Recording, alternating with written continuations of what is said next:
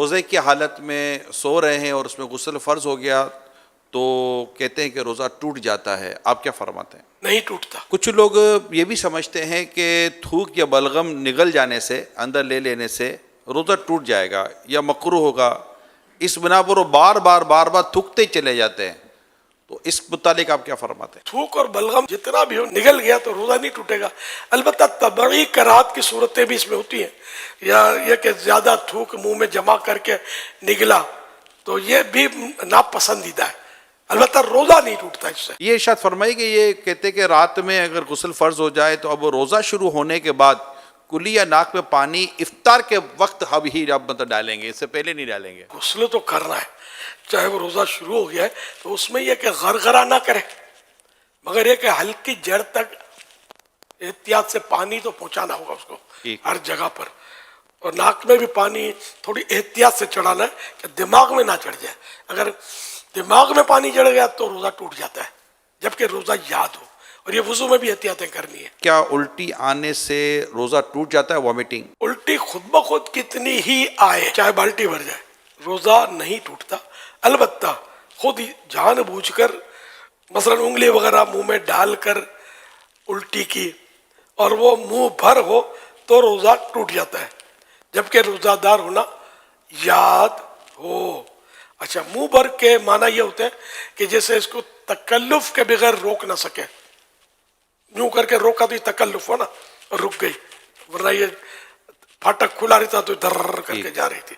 تو اس صورت میں بھی روزہ توڑنے والی ہی یہ قے ہے. کہتے کہ حالت روزہ میں مسواک نہیں کرنی چاہیے، آپ کیا فرماتے ہیں؟ غلط فہمی ہے. جس طرح روزے کے علاوہ مسواک سنت ہے، اسی طرح روزے میں بھی سنت ہے. کوئی اس میں احتیاط ہے؟ احتیاطیں ہیں اس میں کہ بہتر یہ ہے کہ ایسی مسواک استعمال کی جائے جس کا ٹیسٹ اور ٹیسٹ یا ریشے منہ میں نہ رہ جائے. اگر مسواک چبانے سے ریشے چھوٹے یا مزہ محسوس ہو تو ایسی مسواک روزے میں نہیں کرنا چاہیے. اگر روزہ یاد ہوتے ہوئے مسواک چباتے، دانت مانجتے، مسواک کرتے ہوئے اس کا ریشہ یا کوئی جز یعنی حصہ حلق سے نیچے اتر گیا اور اس کا مزہ حلق میں محسوس ہوا تو روزہ فاسد ہو یعنی ٹوٹ جائے گا. اور اگر اتنے سارے ریشے حلق سے نیچے اتر گئے جو ایک چنے کی مقدار کے برابر ہوں تو اگرچہ حلق میں ذائقہ محسوس نہ ہو تب بھی روزہ ٹوٹ جائے گا.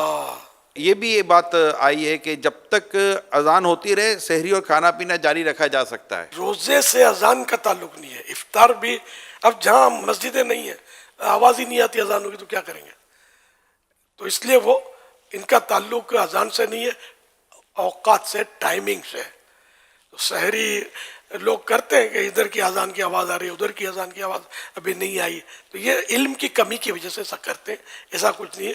ٹائم اذان نماز کے لیے ہوتی ہے. کہتے ہیں کہ یہ چوٹ وغیرہ لگنے پر جو خون نکل آنے یا خون ٹیسٹ کروانے سے روزے پر کوئی اثر نہیں پڑتا، آپ کیا فرماتے ہیں؟ درست ہے جس نے کہا کہ روزے پر کوئی اثر نہیں پڑتا. روزے میں انجیکشن لگانے سے کیا روزہ ٹوٹ جائے گا؟ جی نہیں. اب یہ کہا گیا کہ روزے میں عطر یا خوشبو سونگھنے سے روزہ ٹوٹ جاتا ہے، یہ بھی غلط فہمی ہے. روزے پر کوئی اثر نہیں پڑتا اس کا. کچھ لوگ سمجھتے ہیں کہ جو مرض یا کسی اور درست عارضے یا بغیر عذر کے روزہ چھوڑ دے تو فدیہ دینا اس کا متبادل ہے، اس کا نعم البدل ہے. جی نہیں، ایسا کچھ بھی نہیں ہے. صرف وہ شیخ فانی کے لیے کہ ایسا بوڑھا آئندہ اس کو روزہ رکھنے کی طاقت آنے کی امید نہیں ہے، ایسا کمزور پڑ گیا ہے، روزہ برداشت ہوتا ہی نہیں ہے، تب جا کر فدیے کی صورت بنے گی. اس میں بھی یہ دیکھنا ہوگا کہ اگر یہ گرمیوں میں نہیں رکھ پا رہا، یہ سردیوں میں رکھ لے گا تو رمضان شریف اگر گرمی میں تو سردی میں قضا کر دے، فدیہ اب بھی نہیں ہے. اچھا، اب بھی یعنی کہ دونوں سیزن میں اس کی کیفیت ہے کہ نہیں کر سکے گا یہ روزہ رکھ، اور اس نے فدیہ بھی ادا کر دیا. ایک روزے کا فدیہ ہوتا ہے ایک صدقہ فطر کی مقدار. تو اچھا، اب اس نے فدیہ بھی دے دیا، سب کچھ کر لیا اور پھر اس میں طاقت آ گئی روزہ رکھنے کی تو وہ فدیہ نفل صدقہ ہو گیا. اوکے. اور روزہ قضا کرے. کچھ لوگ سمجھتے ہیں کہ روزے کی حالت میں ٹھنڈک کے لیے نہانا یا کلی کرنا یہ مکروہ ہے، کیا ایسا ہی ہے؟ مکروہ نہیں ہے، منع نہیں ہے. ہاں، اگر پریشانی ظاہر کرنے کے لیے کوئی مطلب یعنی کہ کپڑا لپیٹتا ہے یا بار بار کلیاں کرتا رہتا ہے تو اس کا مطلب یہ کرنا یہ مناسب نہیں ہے. عبادت میں دل تنگ ہونا یہ اچھی بات نہیں. کچھ لوگ سمجھتے ہیں کہ کلی کرتے ہوئے اگر غلطی سے پانی حلق سے اتر جائے تو روزہ نہیں ٹوٹتا. اگر کلی کرتے ہوئے روزہ یاد ہے اور پانی حلق سے نیچے اتر گیا تو روزہ ٹوٹ جائے گا، اور اگر روزہ یاد نہیں ہے تو چاہے جان بوجھ کر پانی اتار دیا حلق سے نیچے تب بھی روزہ نہیں ٹوٹے گا۔ یہ بات بھی ہے کہ جو خواتین پریگننٹ ہوتی ہیں، حاملہ ہوتی ہیں، یا دودھ پلانا ان کو ہوتا ہے تو ان پر روزہ فرض نہیں ہے۔ ان دونوں صورتوں میں تو ایسا نہیں ہے کہ روزہ فرض نہ ہو، البتہ بچے کی جان کا یا بچے کی ماں کا یعنی کہ جان کا خطرہ ہے یا کوئی سا مرض ہو سکتا ہے کہ جو علاج مشکل ہو جائے گا، سخت مرض جس کو بولتے ہیں، اس طرح کی کوئی عذر ہو تب جا کر روزہ بعد میں قضا کرنے کی اجازت ملے گی۔ صرف اس کو مطلب یہ کہ حاملہ ہے یا دودھ پلاتی ہے، صرف اس وجہ سے اجازت نہیں ملے گی۔